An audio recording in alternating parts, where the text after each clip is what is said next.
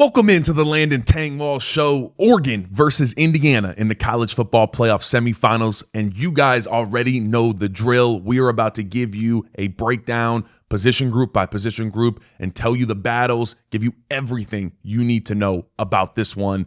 We have been watching a ton of all 22 tape on both teams, on both sides of the ball. And I saved it until last night. It was like Christmas, me getting to rewatch this one. But last night, it was like 1 a.m. I went back. I watched both sides of Indiana versus Oregon from week 7. It was interesting. I think there's a lot that has changed for both teams, and there's still a lot of things that are very similar. Both teams have had guys step up in different roles since they played that game back in week 7. So I got a lot of thoughts on how that is going to be different in this game, and then things that are going to be reoccurring themes that we saw from this first matchup. If you guys are enjoying all this college football playoff content, make sure you hit that subscribe button. We're going to keep pumping this thing out. We'll have post-game stuff, and then, of course, we're going to cover the heck out of the College Football National Championship. You don't want to miss any of it, so make sure you hit that subscribe button. It's all free, no paywall, just Tangwall, baby. All right, let's start out with this Oregon offense. So back in week 7, it was raining, Eugene, Oregon, and Dante Moore was a little shooketh, if you will, in that one. He got sacked on the very first play of the game. Alex Harkey at right tackle. He got beat, and then the center right guard kind of got beat on an interior stunt as well. And it felt like coming into that game, we saw, some glimpses or some great plays from Dante Moore, but it also felt like we didn't see that same guy that we saw a couple weeks earlier when he went to Happy Valley, when Penn State was still who we thought they were that year, and really just kind of took over the game and managed it perfectly, made the plays when he needed to make them. And that was some things that were lacking in that first game against Indiana. And look, Bryce Betcher, Oregon's linebacker, even came out and said, hey, we felt like we kind of already accomplished something after that Penn State game, and we kind of thought our stuff didn't stink, and we got smashed in the mouth and said, hey, we kind of needed that. So there is a clear chip on the shoulder of this Oregon team in this one. Now, since then, Oregon has been playing some damn good football. And specifically like Dante Moore, I've definitely been impressed with his game, of how this has continued to progress. I mean, he is looked at as one of the best quarterbacks in college football for a reason. And look, against Texas Tech, he was getting some heavy pressure. Romello Height and David Bailey, Texas Tech's 2 defensive ends, they combined for 8 pressures. And they were really getting after Dante Moore, and look, they sacked him. But I thought for the most part, he handled that pressure pretty well. Now, there were some moments of struggle in that Texas Tech game. For example, one was a 4th down where they were in a jumbo set. Kenyon Sadiq is running a post, and he is open, and Dante Moore just misses it, runs, gets tackled short, and Texas Tech gets the ball back. So I think that's going to be something to watch in this one. Number one is the 4th down kind of just usage by this Oregon offense. How often are they going to go for it? Went for it, I think, 8 times against Texas Tech. I think in this one, you're going to be much more liable to kind of take your points wherever you can find them against this Indiana defense. Now, going back for a second to that week 7 game, and we're going to do that a lot in this one because I think it's great to kind of just base all of this matchup, a lot of it, I guess, off of that first matchup that they had. Oregon's tight end usage in that one, it was very minimal. So Kenyon Sadiq and Jamari Johnson combined for 3 catches for 24 yards back in week 7. Now, at the time, Kenyon Sadiq was really banged up, and a couple games after that started, he took a little bit of time off and missed some games. And Jamari Johnson still hadn't fully developed into the tight end that he is now. I think that's definitely someone that wasn't as involved in this offense from a receiving standpoint back in week 7 to how he is now. I mean, you came out against Texas Tech, and the first 2 passes went to Jamari Johnson, and the second one was a really nice vertical up the seam, and he made a nice play on the ball. I mean, this is a big 6'7", basically wide receiver, but he's a tight end that can go up and track some footballs for you. And if you're Oregon, you are going to want to live in 12 personnel in this one, which is 1 running back, 2 tight ends, because that's a mismatch that Oregon has on. It doesn't matter which defense it is. They have a mismatch on every defense in America when they're in that 2 tight end sets, because generally it's a run-heavy formation because you have 2 tight ends. You think you're going to run the football, and you can do that because Johnson and Sadiq are such good blockers. But what else they do is they are vertical threats that have speed and length, and they can stretch you down the field. So that's what's so hard about matching that 12 personnel for Oregon is that you don't know what they're going to do when they are in that 12 personnel. They might try to come out and run it down your throat, or they might go spread formation and it's a 2-by-2 set and they're in the shotgun and they're just trying to throw the football down the field. So I think what's going to be interesting in this one, we're going to get to the Oregon running back situation in just one second. But I do want to talk about this passing offense versus Indiana's passing defense. So Indiana is a big zone drop team. You're going to see a ton of cover 3 and cover 2. That's pretty much the world that they live in. And then D'Angelo Pons would probably be a first-round cornerback if he wasn't 5'9". He's overlooked because of his size. But this is a physical guy, makes really good plays on the football, and one of the best cornerbacks in all of college football. And overall, Indiana has some great talent on that back end of the defense. Now, I want to talk about some things that I saw watching the tape versus Alabama. So this Indiana defense, especially these DBs, they actually really let Ty Simpson have a lot of underneath stuff. Before Simpson went out of the game, benched, hurt, whatever you want to call it, he was actually 12 of 16. And then you look at the stats and you're like, oh, he was averaging 4.1 yards per pass. So you stack that up with the fact that Alabama couldn't run the ball and they just got absolutely clobbered. But my point to that is Indiana, what their defense is they'll give up some of that underneath stuff. And especially outside of the numbers because of the way they zone drop and the DBs are getting kind of into that back pedal. And you even saw that the first time around. They gave that to Dante Moore. He had some nice completions underneath, and he was kind of taking what they gave him at times. But then you also saw him, and when I was rewatching this tape, I took a lot of notes of this. He was getting off of his first read too quick. So he was looking at his first read and then turned, and as he was turning, that first read was finally coming open. So I saw that a couple times, and then there were just some plays that he just straight up missed. There was a 4th down to Sadiq that he missed, and so that is where Dante Moore, in the first time around against this Indiana defense, he struggled because, like I said, the Indiana defense is created to minimize explosive plays. They'll let you get those little things underneath, and they want to stop the big-time stuff. So Dante Moore started to hold on to the ball a little bit longer and was trying to make some of those explosive, bigger plays happen in that Week 7 game. And that's kind of what hurt Oregon, honestly, is they stopped just taking what Indiana was going to give them.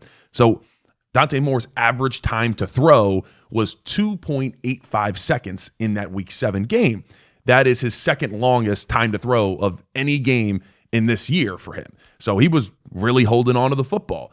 And then that really started to hurt them when they got in 3rd down and 3rd and long because the pressure started to get to Moore, and it really started to kind of rattle him for the rest of the game. And yeah, he was holding on to the ball too long. That was a piece of it. But it was also struggles in pass protection for this Oregon offense. And let me tell you what, this Indiana defense, they send some of the nastiest simulated pressures that you will see. So simulated pressures is, you'll see it on 3rd down. They're going to have 7 guys up on the line of scrimmage, and you don't know who's coming and you don't know who's dropping because they will change it every single time. They were absolutely hammering Ty Simpson with these stunts, blitzes, simulated pressures. So just know if it's 3rd down, you're going to see pressed up linebackers. You might even see safeties or outside cornerbacks kind of walked up on the line of scrimmage. And then they're going to drop guys out. They really like one I'm putting on the screen right now that they ran against Alabama, where they drop a D tackle, they drop one of the pressed up linebackers, and then they bring some type of nickel blitz off the edge. So they want to keep your eyes in the middle, and then they're going to bring something right off the side and just try to smack you right in the face without you seeing it. Now, that kind of brings me to my biggest worry for Oregon in pass protection, and that's from these running backs. So Oregon will be out without Jaden Lamar and Jordan Davison. So D'Erill Jr., he's an awesome running back, right? Well, he's not an awesome pass protector, and they really don't ask him to pass protect at all because he's just not that good at it. So actually, I looked at PFF.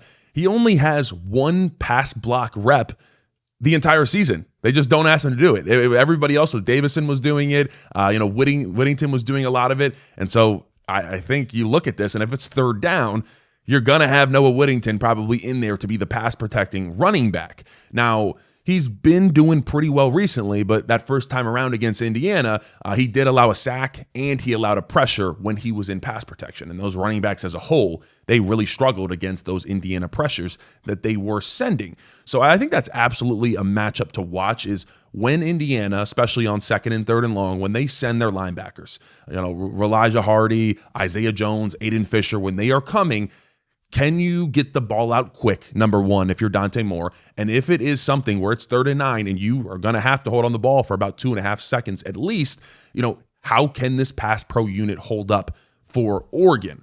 Now, I will say this, I'm not as worried about the Oregon offensive line as I would be as just kind of the overall pass protection of including the running backs in that, because I think this offensive line has improved as the year has went on and since they saw Indiana last. Now, a piece of this too is Indiana is missing 2 defensive linemen that they did have in week 7 that they will not have for this game. So Stephen Daly and Keelan Wyatt both made big-time plays in that week 7 game, and they're not going to have them in this one. Wyatt actually, I think, had a sack and a half, and then Daly actually had the batted ball that was picked off. So both made impact plays, and so, that is the good news for this Oregon offensive line, is that they are without some of their power that they got there. But on the flip side, Indiana still has some fantastic rushers. I mean, Kamara and then Landino, who will play mainly inside, but they will also move him out to defensive end, especially when they're really trying to get home on some pass rushes. Now, they both got great moves, like I said. Landino, he's always working his hands, has a really violent 2-hand swipe that he uses. And then Kamara's just fluid. He uses a big-time spin move guy. He'll try to beat you upfield and then spin back inside, but he is always going to be active with his hands, at all times.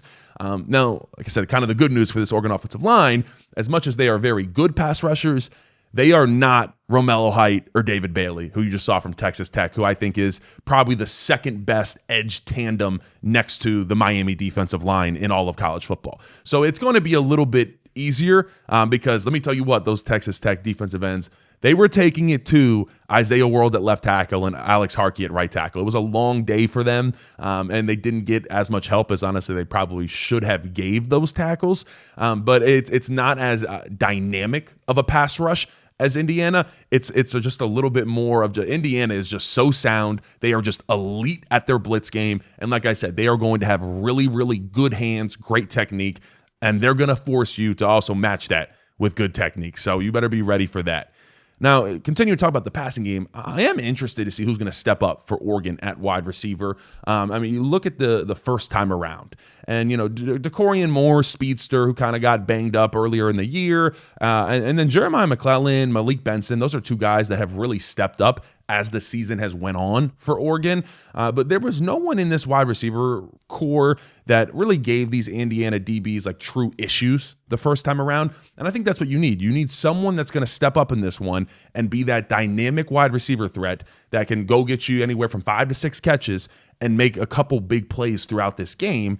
And then I think one other place you got to win if you're these Oregon wide receivers, and this and Indiana defense are elite tacklers all the way across the board. We're going to get to that in one second. But these wide receiver screens that Oregon runs a decent chunk of them every single game, you got to be successful with those consistently. And I think you got to break off at least one of them. You got to break off one of those for a large gain and get stuff where you can get it. So if you have an opportunity where they're sending a blitz and you catch them on a wide receiver screen, you better capitalize on that opportunity. You better make one man miss, which a lot of people don't do on this Indiana defense. That one man normally makes the tackle. You got to make one guy miss and capitalize when you get those chances. But I really do look for this to be a big Jamari Johnson, Kenyon Sadiq game at tight end for Oregon, just because that is where they have buttered their bread recently. They're both fully healthy, and Jamari Johnson has really, really came on as a vertical receiving threat for this offense. But let's transition and talk about run game and talk about this Indiana defense. So, as I said, the best tackling defense in America, if you ask me. So I looked at PFF and their average missed tackle rate. And I know some people are like, oh, I don't like PFF. I don't like them all the way either, but I think they have some very useful stats. And I think missed tackle rate is a very good one. So I looked at all 11 starters on this defense, and I combined their missed tackle rate, divided it by 11. They are sitting at a 10% missed tackle rate across the board on their defense. For an entire defense to have a 10% missed tackle rate, That is really, really good. That means you're not missing very many tackles. And listen, it is the entire defense. So Elijah Hardy at linebacker, 6.6% missed tackle rate. That is absolutely elite. Devin Boykin, coming from the safety position, 5.7% missed tackle rate. He comes down. He is not far behind Elijah Hardy, who is the team leader in tackles. He's not far behind him in tackles, but just flying down from the safety position, always making those short tackles and those plays that I was talking about for Oregon. Those wide receiver screens, those one where you break one tackle and just an average play becomes an explosive play. That's what makes this Indiana defense so good, is they don't let those average plays become explosive plays very often. So that's what you're getting out of this team.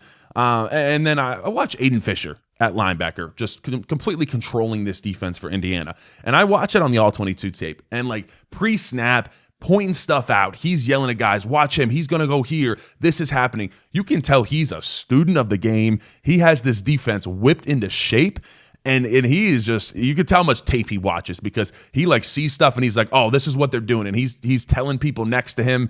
It's fun to watch him play football with the intent that he plays with, but just studies the hell out of it. So the hardest part about this Indiana run defense and defeating them, like I said, is that they are gap sound and everybody does their job. And that's why they've been successful even with injuries, because they know what it is.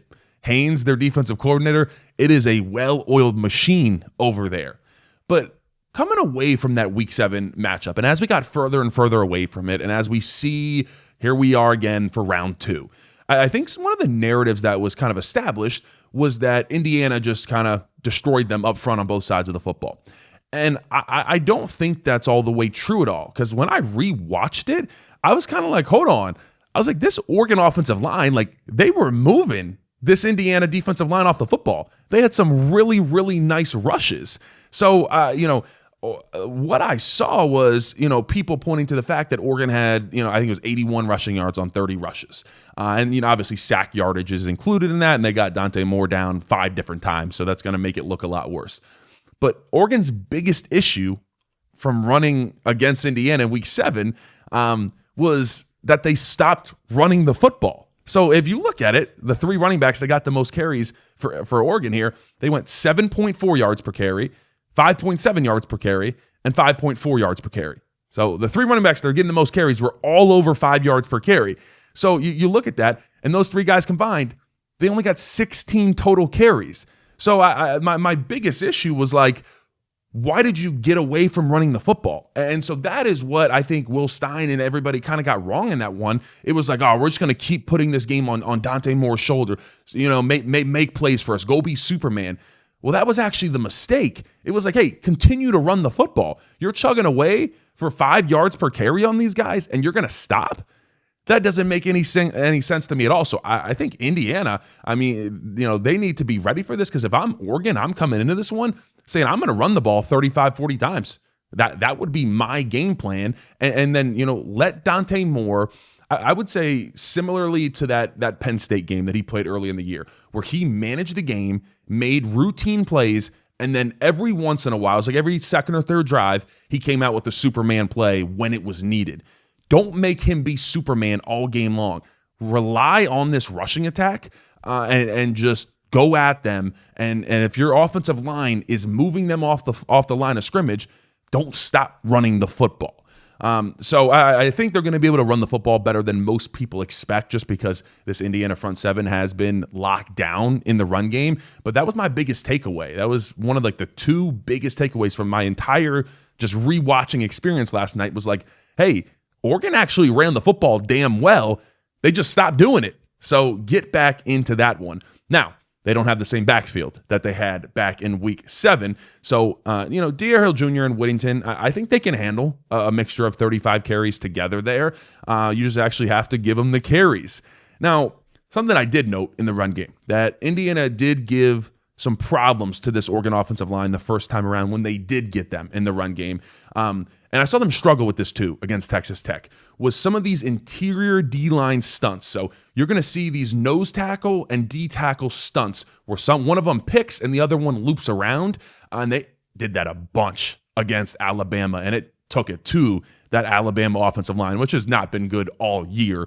So you're going to see that. You're going to get that again. That was actually one of the sack earlier in the game, at the beginning of the game. That's how they got home on the interior, Indiana's defensive line against this Oregon offensive line. So I know we're talking run game, but that's something that they do a lot. It's because the D tackle and the nose tackle are so close to each other. It's just these quick hitting stunts, and sometimes it catches the offensive lineman off guard. So if you're this Oregon offensive line, you have to have your eyes up, you have to be communicating, and you have to be extremely intentful that if something goes away, boom, I'm bracing back into this, because that's the rule number one of offensive line play. If something slants away from me, I know that something else is coming. So you better be physical as all get out and try to kind of crease those stunts. So that's the biggest thing when a team are running these stunts. And Oregon, like I said, did a fairly good job the first time around. Indiana definitely got theirs, that's for sure.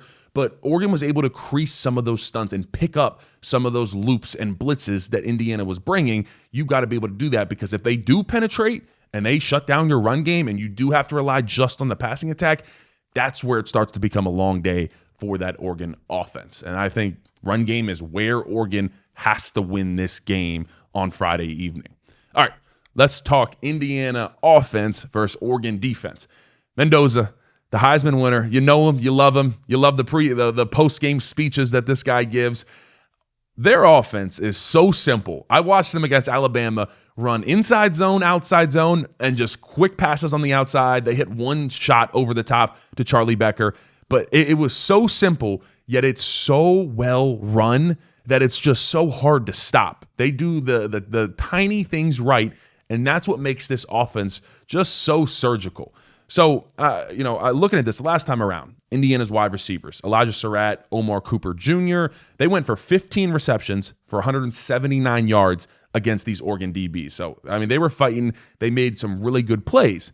Since that game, there has been a new emergence at wide receiver out of Mr. Charlie Becker, who has came on the scene. And let me tell you what, he has been a big-time target for Mendoza, 6'5", big old body that can go up and track down footballs and really just be a high pointer. That was the touchdown against Alabama that he caught, where Mendoza just kind of had some pressure, but he just laid it up, and that he knew that Becker just has this big body. He can box people out, go up, get the football. And it's been a thing of beauty to watch him not only have Surratt and who is a big body and go, really make some nice plays, but it's just a different level with Becker of just his ability to track down those footballs. Now, back in week 7, Oregon cornerback Brandon Finney Jr., he was in some battles with these wide receivers. Let me tell you, he was battling his butt off. He won some of them, especially with his pick 6 that he had, but he also had some penalty issues. And then Elijah Surratt just made some fantastic plays. Like they were on top of him, and he just made some catches where I was like, holy crap. Like I didn't even remember it being that good, but that was a fantastic catch, and Mendoza was putting it right where it needs to be. Now, Indiana really picked on cornerback Theron Johnson a lot, number 5. You saw that. Now, along with Indiana getting better at their passing game, and including Charlie Becker, and it's a passing game that it feels like they've been at their peak all season long. It wasn't like a slow climb. It was like week 5, they're at their peak, and they've just stayed at their peak. Now, on the flip side, I think Oregon's DBs have really improved since this week 7 matchup. So Finney, I think he got better every single week, and he just took home the Orange Bowl defensive MVP trophy. Had a really, really good game. And then Iffy out at cornerback as well. He had a really good day as well. It wasn't even targeted against Texas Tech because he just had it clamped down like that. So you see that this is probably going to be another damn battle. These are going to be ones where it's fantastic players going against each other. Each side are going to make plays. It's more just who's going to make that big play. Is Charlie Becker or Elijah Surratt, are they going to go up and make a big-time 40-yard post-route touchdown over top of one of these safeties? Or is Brandon Finney Jr. going to be able to get one off Mendoza again and pick him off? I think that's a big piece of where this game comes down to, is who's going to win this battle on the outside. You got dogs on both sides of the ball. Indiana is just only getting better in their passing game, and Oregon, like I said, has really, really started to take strides and continued to get better. But I don't think really Oregon has seen a passing attack like this since that Indiana matchup. So here we go. Like I said, it is going to be something that we are going to be watching all game long. These guys are going to get tested, and we're going to see Who's going to be the one to make the big play? Now, Indiana's been the same all season long with their passing attack in the sense that they eat outside the numbers. That's where they go to eat, and they did that in the first game against Oregon. And it wasn't because Oregon gave it to them. Similar how I was talking about the Indiana defense kind of just allows some stuff underneath. Oregon came into that game saying, hey, we know they like to go quick and outside. We're going to shut that down. So they were either in press coverage, these Oregon cornerbacks, or they were 5 yards off of the wide receivers, and they weren't getting into a back pedal. They were at 5 yards, and they were just meeting them right there. Now, the thing about it is they didn't give it to them. They didn't give them those easy access yards. But Indiana and those wide receivers and Mendoza, they just took those yards. Like, that's what I mean. Like, Elijah Surratt had some strong hand catches. They had some really nice back shoulder throws that they were just timing up perfectly. And that's how they were able to get the ball down the field. So I would expect Oregon to come with a similar game plan again, where they're looking at this and they say, hey, the DBs are going to try to challenge these Indiana wide receivers right near the line of scrimmage, and let's see if you can make those plays again. So that's kind of what I expect there. Who's going to make more plays from two position groups that have only gotten better as this season has went on? Now, the other piece of this, of the passing game, of course, is can you pressure Mendoza? So right now, Carter Smith at left tackle, Drew Evans at left guard have both been fantastic. Neither of them had allowed a sack all year long. That's really impressive for one side of the football. Those are two really technical guys, great at passing off blitzes. And so I've been impressed watching their tape where neither of them are like uberly athletic. It's nothing like that. It's just they know their job. They are really good within their technique, and they are not going to mess up very often. Now, center, Pat Coogan, he's coming off a Rose Bowl MVP, which I absolutely love that they did that, probably because they rushed it 50 times against that Alabama defense and just took it to him for 215 yards. So, rightfully deserved. But from center over to left, it has been really, really solid there. Now, I do think more of the weaker matchup for this Indiana offensive line up front. Bray Lynch now at right guard. That's someone especially matched up against Oregon defensive tackle Amari Washington that I'd be on the lookout for. In the first time around, Amari Washington actually took Lynch back into Mendoza's lap, dumped him on his back, and sacked Mendoza. Now, something that's interesting, Bray Lynch, he hasn't allowed a sack since that moment against Amari Washington. So here we go. It's a redemption moment where he's going against him, Bear Alexander. Let's see if he can get his get back, or if Amari Washington is going to do the same thing again, because Amari Washington is one of the most damn talented defensive tackles you will see. When he is playing at a high level, he might be one of the best out there. So incredibly explosive, great with his hands. You saw that on the Oregon defensive film breakdown if you watched it. I've been really, really impressed with him. Now, at right tackle, this has been kind of interesting. Khalil Benson, he's been playing banged up since the Maryland game for a while, and its play has been a little iffy. So Damola Ajani has actually played the majority of snaps at right tackle in this past game in the Rose Bowl against Alabama. He did allow a sack, but he was playing really, really well when he was filling in for Evans at left guard when he was banged up towards the end of the year. So we'll monitor that. But no matter what, I'm looking at that and I'm saying, look, if I'm this Oregon defense, the matchup I like is Mateo Uyunglele and Tatum Tuioti against this Indiana right tackle. So that's kind of what I'm looking at, because both those two guys, they combined for 6 pressures versus this Indiana offensive line back in week 7. Now, they have to get home on Mendoza. They have to. If you get a one-on-one, Mateo Uyunglele versus the right tackle, those are ones you have to win and get home. And something that I noticed, I'm just kind of looking at the numbers and watching all the tape and how good Mendoza is at getting rid of the football and scrambling. Oregon got 16 pressures on Mendoza back in week 7. Well, guess what? They only got 1 sack out of those 16 pressures, because Mendoza is so good at knowing when he doesn't have it and he's going to throw it away. And then the other piece of this game that's really, really underrated that people don't talk about enough is Mendoza's scrambling ability. If he sees it's not there, he will just take off. Back in that week 7 matchup, 6 carries for 31 yards, and 2 of those 6 carries were on 3rd down, where he ran for the first down and extended it with his legs. So I think you look at that when Oregon is bringing those blitzes and those simulated pressures, that they do it very well too. I don't know. I would say Indiana does it the best out of everybody, but Oregon's not too far behind with how they do the same thing. They got guys pressed up on the line of scrimmage. They're going to bail guys out. They're going to blitz guys, and they're going to try to confuse that offensive line to get home before Mendoza is really able to get that football out. For Oregon to win this game, I need to see 3+ sacks in that stat category. You have to get after Mendoza, but not just get after him and allow him to make it a zero gain play and just throw the football away or scramble for a couple yards. You need to get them in 2nd and 16. So then they're behind the sticks. That's something that people have not been able to do all year long on this Indiana offense, is get them playing behind the sticks. They're always on time. By on time, I mean they're living, and we're in 2nd and 5. We're in 3rd and 1. That's where the Indiana offense lives, because, like I said, they're just a well-oiled machine where you don't see a lot of negative plays. Oregon's defense, their blitz game, and their defensive line have to create negative plays for this Indiana offense. Now, let's talk about this Indiana run game versus this Oregon defense. So, Indiana, once again, boringly good at what they do. They run inside zone, they run outside zone, and they do it at a high clip. They'll always attach, not always, but like 70% of the time, they'll attach an RPO onto the inside zone. And if Mendoza sees what he likes on the outside, like I told you, he's going to pull it, he's going to throw it. Now, like I said, 50 rushes for 250 yards, 215 yards against that Bama defense.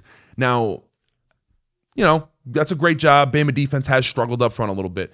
Something that really wasn't talked about much from that Week 7 matchup, Indiana actually really didn't run the football that well against this Oregon front 7. They were held to 3 yards per carry. And really how Indiana's offense thrives, like I said, staying on schedule, is that they break off these 5 to 6 yard inside zone runs where they're just chugging away. And they're just taking you down the field 5, 6, 7 yards, and we're gonna pop an explosive here or there. They're gonna run that inside zone, and boom, we're gonna pop one of those outside. We're gonna press, and then boom, just cut outside. And so that's what I've seen from Hemby, from Black. You're going to get some really, really nice rushes out of them. So what do you need from Oregon's defense? I'm looking at Jerry Mixon, linebacker, who just came off of what I think is the best game of his career in that Orange Bowl. He was all over the field. If you watch the film breakdown, we showed it. I didn't even realize when I was watching the game that he had that type of game. When I turned the tape on, I'm like, how many times have I written 54 on my notepad right here? Because it was all day long. He was a man possessed, and you're going to have to do that once again. He needs to have back-to-back best games of his career against this Indiana rushing attack. So, although like I said, I thought that this Oregon front 7 did a good job against this Indiana rushing attack back in Week 7. At the time, one thing that was shaky was the linebacker play for Oregon. That was kind of the biggest question mark on that defense. I think everybody assumed the DB play was going to start to come along as you have 2 freshmen that were starting and a couple of transfers that were starting to get used to each other. So the assumption was that was going to get better. The biggest worry was linebacker. You knew that Betcher is going to be a good player, but he's just kind of overall limited in his athletic ability. He's going to play hard and has absolutely took the Texas Tech running back head off in the last game. But that's where now you have, enter, here we go, Jerry Mixon. And, can you have one of those games again and continue to help out Betcher in the middle? Now, Bear Alexander and Amari Washington.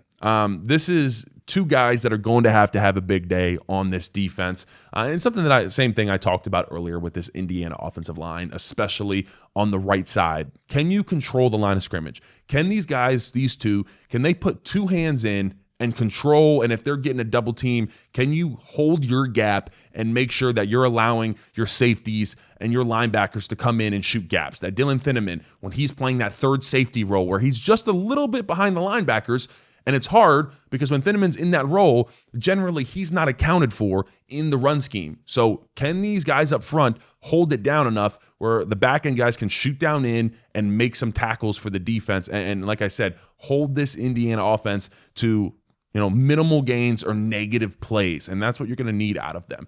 Now, I know Tatum Tuioti and Mateo Uiagalelei, they are damn good at holding down the edge and keeping contain on that.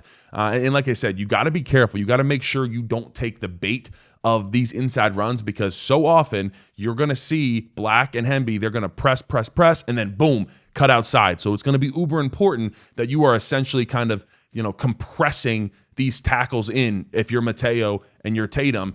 Don't get sucked in and, work like an inside move and try to rip inside, because the second you press and then rip inside, if you're a defensive end and you lose that contain, that's where Black and Hemby, they see that and it's boom, we're going outside, because that's where they've gotten a lot of those big runs all year where they're running inside zone and they just bounce it outside. So once again, it's a battle across the board in this game. I mean, these are two teams that Oregon has just continued to get better, and it feels like maybe they're at their peak. It was still a really messy game against Texas Tech, where you're, I think, 4 of 8 on fourth down, which isn't awful, but you're leaving a lot of points on the board. I mean, there was multiple fourth downs where it was just bad play calls, where you were down in the red zone and you go in these big jumbo formations, and they get into it's 4th and 2 from the goal line, and you're going to go into a sprint out and the ball gets batted down, or you're going to do a direct snap to your running back on 4th and 2 and it gets blown up in the backfield. And so what I thought was interesting is, really is Dante Moore's one interception was against really a lot of pressure in his face, but it was one of the only times on fourth down where Oregon decided to get into basically a spread formation. They didn't help out their tackles at all. David Bailey applied a ton of pressure on Dante Moore. He felt it, didn't even see the linebacker sitting underneath, and he threw it right to him on fourth down for an interception. So that was the one time they weren't in that jumbo formation. So I do kind of wonder if the reason why Oregon went into that jumbo stuff and those sprint out protections was because they were trying to protect themselves from the fact that those two Tech defensive ends were just wreaking havoc on their offensive line. But that's where Oregon has to be better. They cannot leave those points out there on the field. You have to win, and if you're going to go for it on fourth down, deep in the red zone, you better convert and come away with some points, because this Indiana offense is just going to make you pay if you don't do that. So, ladies and gentlemen, it's going to be a pleasure to watch this one. I am very excited. I appreciate you guys tuning into this one. Please let me know what you think about this game. Give me your prediction in the comment section below. Like, comment, subscribe. Peace.